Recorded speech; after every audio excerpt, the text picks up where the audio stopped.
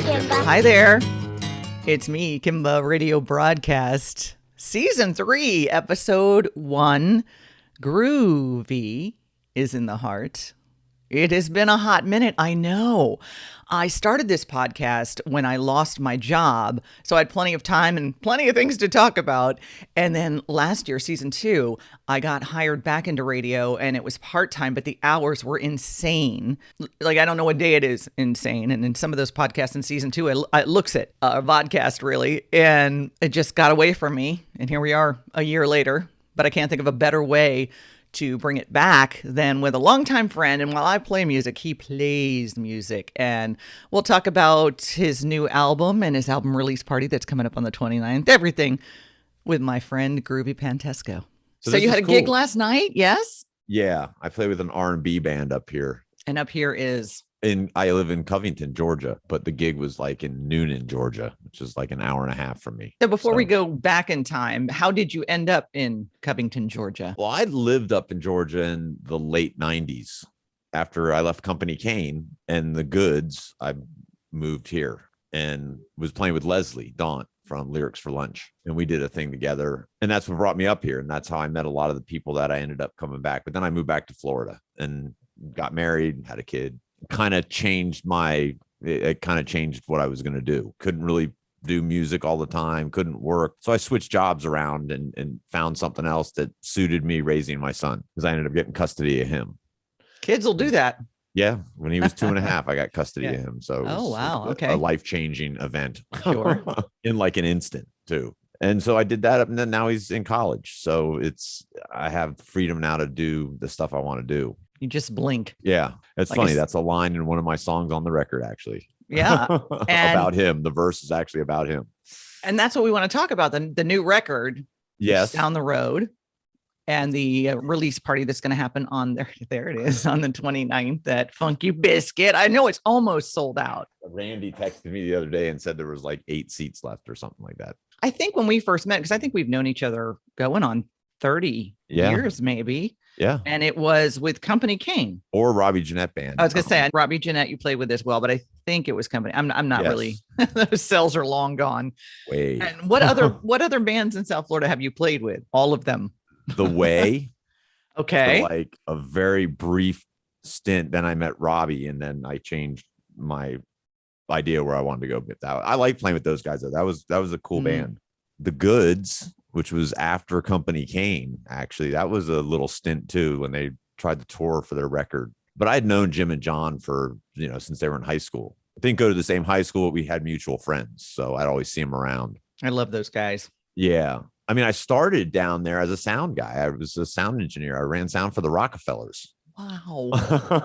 Back in the mid 80s. Yeah. At the candy store. Everybody's having flashbacks right now. Oh, I know. Rockefellers, mid 80s candy store. And I used to, I would sit in with the Breeze. I mean, I was a young guitar player. I couldn't play, I didn't think, but I would, these guys were all the guys that kind of raised me musically. The guys in my band that are playing at the Funky Biscuit. I've known Jimmy Fiano. I took lessons from when I was 18. Jimmy, and Steve Argy I've known forever. Mm-hmm. Randy and his brothers. I knew them back in the 80s. On your site, which is grooveypantesco.com, you used to go see the same band every weekend, but you don't say what band it is. That was when I lived in Gainesville. And I used to take my sister's car and go see this band called Triple Play. No idea what ever happened. I don't even know where they were from, but they played at this. They were a 3-piece band, maybe a 4-piece, but actually the guitar behind me, my Les Paul, I actually bought from that guitar player then, or every time they played at the Brown Derby in Gainesville. And that's kind of when you said, I know what I want to do. Yeah. I know I want to do this. I didn't really hang out with people that played in bands or did music. So I just kind of did it myself, and taught myself how to play and would go watch guys play. I met Chuck Kirkpatrick not long after that. Used to go see them at Rum Runner every weekend, Yeah. So, I mean, that's how I learned how to play. I learned how to play from just watching all these older cats play. Writing music came later. And I remember when I wrote my first song, I couldn't have been like 19. I wrote it on piano. Weird. I don't know what I'm playing on piano, but I can write songs and I come up with ideas on piano. And there is piano on one of the songs. Is it Best of Me or no? Best of Me. It is. Yeah. Oh, I love that song. Oh, and who's singing the background? On that's Diane Ward. Ah, Yeah, Diane. she lives up there and oh, that's right. She lives in Nashville. That's crazy. Yeah. And actually Jack is playing on Blinded by the Lie, all the guitar parts except for the rhythm part. I'm only playing rhythm. Okay. Yeah, Best of Me. I love it because it could almost, not even almost, it could be a country song.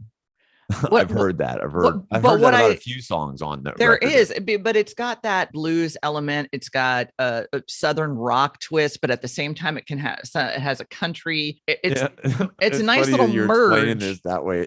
I call it a mutt. The whole whole way I write and play and the way I do like an album. I just do what I do. I have so many influences, and it's funny because the manager for Trigger Hippie, his name's Brian Diamond. And I sent it to him and I was just asking him, said, hey, man, I just want your thoughts on this. And the guy actually, I went up and did Steve Gorman a favor on his house one weekend. And Brian came by and he actually, he listened to the whole record and he said, man, he goes, it's all over the place, but in a great way. He goes, it has so many different elements. It's like you can hear everything you like. And I go, well, that's kind of cool. It's kind of like a mutt, isn't it? And I've always just, believe it or not, since like 91, when I put my first band together, a band called Second Sight, and I moved them out to Wyoming.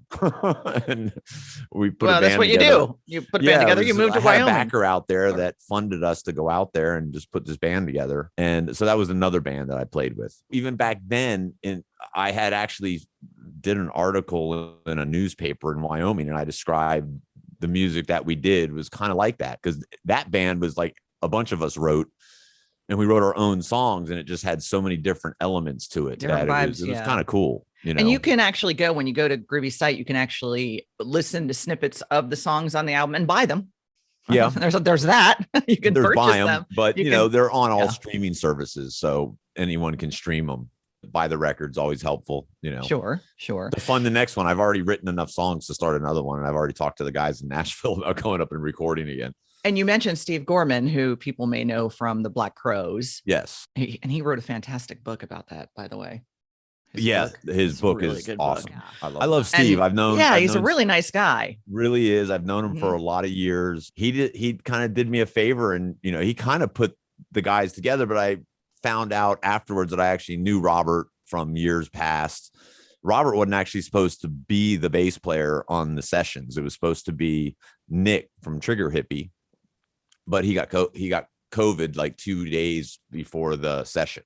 Robert and Steve, and then ended up second session, Michael Webb, they all did an album with Bobby Keys. So they had all played together. The first session I had done, but Steve called Robert, got him on board 2 days before I was coming up. We just did it as a 3-piece. And then the second time I went up, I was like, hey man, do you know like a Hammond player or a key, just a vintage key player? They go, yeah, you got perfect guy. I talked to Michael Webb and it worked out. He just was able to do it. He loved it. I mean, those guys did that stuff so fast. Steve Gorman's a unicorn in the studio. That's the way I said it to him too. I'm like, dude, you just do something to songs that a lot of people don't realize it because he's a drummer, but he has a lot to do with, I think. But insert drummer joke here. The way he, even played the Crows stuff, there was a specialty to what he did. And he plays to a song. I mixed that at my album. So, I've listened to his playing, and they're playing together for a very long time. They only played it the one day, and that was it, so they didn't have the intimacy of it every day, listening to it, every nuance they're playing. And it's kind of interesting. It's what he's doing to the songs is really nice. So you went to Nashville to record this. Yeah. At a studio called Welcome to 1979, all analog. I recorded on 2-inch tape. And then they converted it, and I brought it home and finished it. So I did like drums, bass, acoustic guitar, and some vocals and some rhythm guitars up there, just because I wanted to do it on tape and get that sound. And then I brought it home and did all the backup vocals and all the solos I did here, pretty much. All the acoustic guitars, extra acoustic guitar stuff, the dobro stuff was all done here at the house. At the Funky Biscuit on the 29th, when you're doing the album release party, Who's going to be playing with you? I have Steve Fiano. Argy on bass, Mm-hmm. Bob Taylor on keys, Jimmy Fiano on guitar, Randy Ridenauer on drums, Jennifer Kaiser singing backups, and Violet De La Guardia is also singing backups and playing acoustic guitar. The last time I saw you in person was with Jennifer and Southern Blood. You were up on stage, all of you.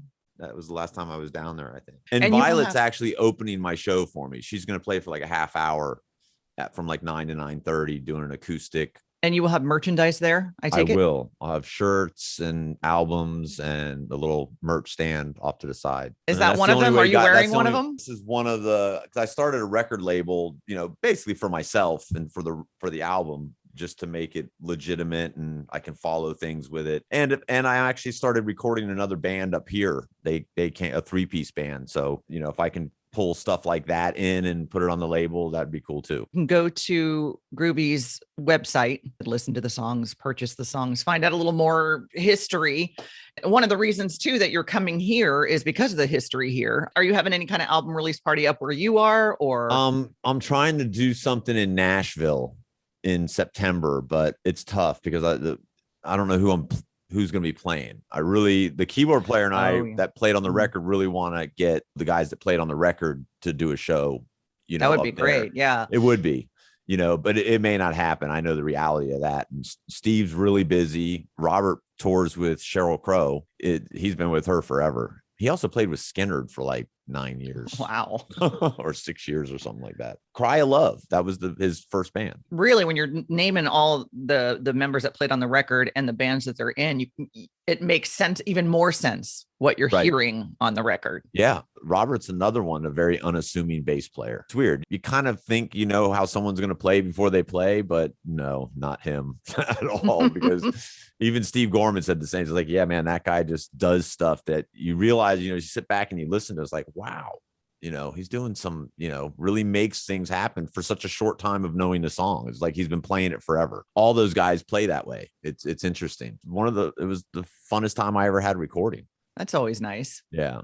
I was lucky enough to sit in on some recording sessions once upon a time and watch how that process, because I have other than playing a bad kazoo, I have no other musical ability. So to be able to watch it and see how it all works was fascinating for me. The video that I put out of Miss Independent, I wasn't planning to make a video when I put those cameras in the studio, but that's the actual us tracking the song. And, all right. And I added other elements into the video just to make up for video I didn't have. The beginning and the end of that song were not done in the studio. I did those here. As long as I've been doing this, I'm still always fascinated with how you come up with it.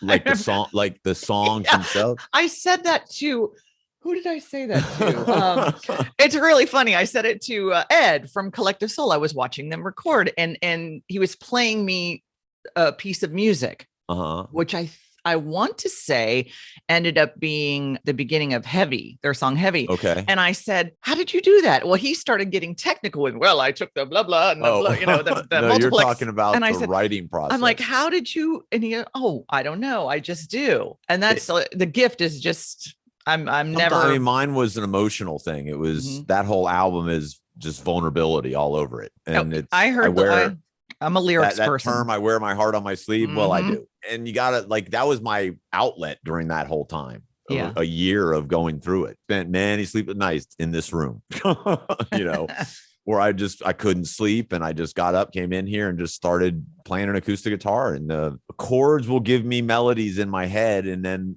it'll make me say a word, and then once something starts, then I just go with it. Some of those songs, it's like, I start off with good intent, being nice and then by the end of it, I'm just angry. It's just like that. It's called musical therapy. Yeah, it is. Really. And I laugh at myself when I hear some of those. I'm like, man, because it's so pretty in the beginning, but by the end, I'm like screaming and, the lyrics completely changed, I mean, Best of Me, it's funny because it was like the first half was written one day or one late night, actually. And then I finished it the next day. my brain just turned around. Instead of being it all down, like, oh wow, woe is me. She took everything from my, Yeah. everything away from me. No, I ain't letting this happen.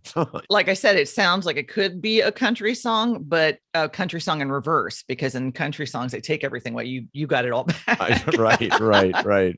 Got It's my funny. dog back and my truck back. Well, a friend of mine actually had this pitch to a pitching guy in Nashville that pitches to a lot of the bigger artists. And I wanted it to go to Tim McGraw, Tim's pitch guy. But he listened to it.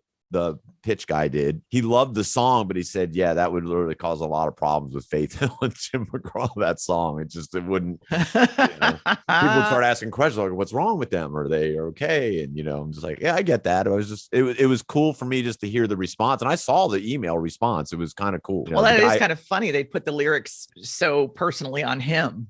Yeah, they do. It's how people perceive them. People don't know that they don't write their songs. Right. And when they go on that, I forget the name of their tour, We're Sexy Beasts tour or whatever, when they go out together, Tim and Faith, and do their, I guess they couldn't sing that to each other. Right. It's not a duet. It's not a duet song. Yeah. No. And there's there's 2 songs on there that are way older songs. Blinded by the Lie is actually like 25 years old. I wrote that. I think I just left Company Cane, or I was still in Company Cane. It was around that time. The promo shot of Company Cane, because I remember I found it and you had commented, you're like, I don't even have this picture. It's a really good picture. Is it the one with the tree? I think Abby Jeanette. It's like a black Abby and Jeanette white. took that picture. Really? Yeah. All right. Yeah. Shout out to Abby. Yeah. And then I just recently, so I might find more of you. I just recently came into 3 giant boxes of photos. Oh, wow. From Zeta. They're moving to a different building. And I think they were just going to chuck them. So luckily, a longtime colleague, Jerry, said, do you want these? Absolutely. I've been finding some. Oh, you're going to find some. I actually found a picture. Kimba's going to be posting some stuff. She's going to be posting. We're going to show how old we all got. I actually found a picture from, it was called New River Fest. I don't know if you remember it. I remember New River Fest. You played at it with Company Cane. And that's how I recognized who it was in the picture, because it's me on stage introducing, but I couldn't quite make out the band. And then as I went through more pictures, it's the back of you, but it's your hair and your height. And I went, oh, it's Groovy. And then I saw Pete's hair and I went, oh, it's Company Cane. Yes. Oh, cool. So I love that band. I really did. That was one of my favorite bands to play in. You know what my favorite Company Cane song is? Which one? You Will Be Sorry. You Will Be Sorry. Oh, I love that song. So do I. I love that song. I don't have the CD anymore, or album. It was a cassette. There was no CD. There was never a CD. Cassette.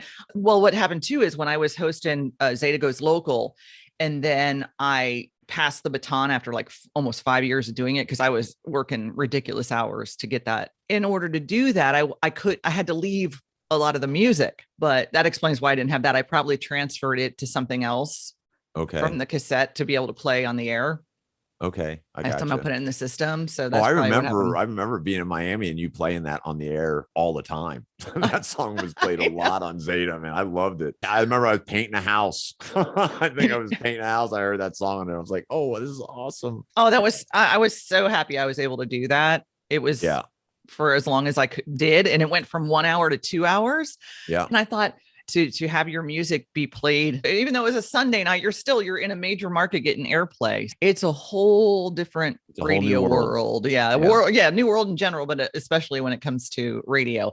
But back to Down the Road, you want to give the website, if you would. GrooveyPantesco.com. You might want to, I'm thinking, because if you're watching the vodcast, I'm going to put it up so you'll see it. But you might want to spell it for the audio. GROOVEY. It's an EY. PANTESCO.com. The Funky Biscuit is on the 29th. The Funky Biscuit is in Boca Raton. It starts at 9 to 11. Violet De La Guardia. Violet opened the show. There's very, very, very limited tickets. Although after that, there is a standing room only. Yeah, there's standing room only. You can buy those, but it doesn't show you how many seats are allowed there. So you just go up and you be the rock star. You don't have to deal with all that kind of stuff. Play music. Yeah. That's going to be a fun night. I can't wait. There's going to be a lot of people there. A lot of people I can't wait to see. And I'm coming down earlier too, because I'm going to do a couple things with Southern Blood. Just go hang out and play. I'm not playing the gig with them or anything. And then bring cash and or credit to the Funky Biscuit. on the 29th. Yep, I have a Venmo scan. You're good to go. I have someone handling my merchandise there, so that'll be great. To me, the record, and it was funny, this band I've been working with, the drummer listened to it one day, and he goes, it was like a musical journey when you put it on. You just start songs, and they kind of take you on a ride, and then you come back out, and I'm like, yeah, it's all about music to me, and everything's got to work together. And I love it. It's all about music to me. We're just on different. Earlier, I said, I play music. You play music. I did that for a very short time when I lived in Wyoming. I was a DJ I had no idea what I was doing. Well, you had the voice for it. For like a year, I did it and was doing night shifts. And that was my one radio story. Oh, I've got lots of them. I'm sure you do. I'm way sure you do. I love listening to you on the radio. And by the way, you look fabulous, by the way. Oh, you do. Start. Like I said, I wish I had some form of musical talent, but since I don't, I just did it. I went the roundabout way and just was able to play all of you and go see all of you live. So that was mine. Yeah, that's cool. On the 29th, which is a Friday night, starts at 9, Funky Biscuit in Boca Raton, and a smattering of tickets left. You may not want to wait until you get to the door because you may not get in. Up until then, you can familiarize yourself with Down the Road by going to GroovyPantesco.com, and you can purchase the songs. You can purchase merchandise too from the site. From the website, you can buy the albums, the t-shirts, everything. Or you can buy them at the Funky Biscuit. At the venue, yes. And save on shipping. That was fantastic catching up with you. It was. Always love to see you. Always love to talk to you. You're good people. Thank you, Kimba. You're awesome. Groovy. Love that guy. Groovey, and it's Pantesco, Pantesco.com. GroovyPantesco.com is where you go to check out Down the Road, and Funky Biscuit's where you go on the 29th to see Groovy. Thank you so much for taking the time, Groovy. Thank you for being one of Kimba's herd, and thank you for listening to me, Kimba Radio Broadcast, Season 3, Episode 1. Groovy is in the heart. Let's keep this on the radio.